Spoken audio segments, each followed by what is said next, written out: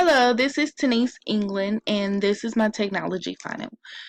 Here on the screen, you see my technology philosophy. I will scroll down so you can see all that I wrote. I believe that technology plays an important role in students' education. It allows them to learn on a different level. So moving along to the next slide, we will see a technology resource I incorporate into my final. This technology resource is called Paper Slides. This technology resource is a great strategy that assesses knowledge of a topic and improves the ability to work in a collaborative environment. This resource represents my philosophy of education and technology because it creates a fun way to present knowledge to students in which students can learn better through applying creativity. Well, okay, so for example, if this was a different video of like a mini math lesson, this technology tool can be an example of a flipped classroom because you could send home the mini lesson for your students to watch and come back to school the next day with the answers. So therefore, students are getting their education at home instead of the classroom, flipped classroom. But here is my short video of a get to know me.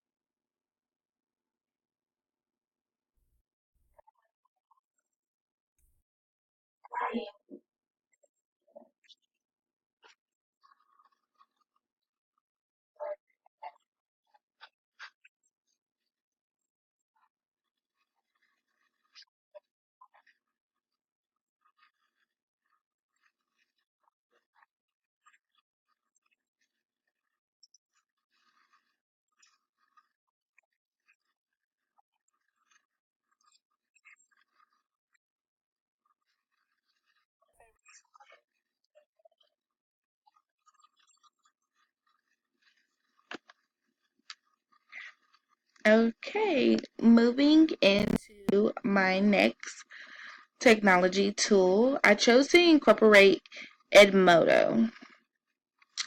I chose this technology resource because it's a safe way for students and teachers to connect, communicate, and share ideas with one another.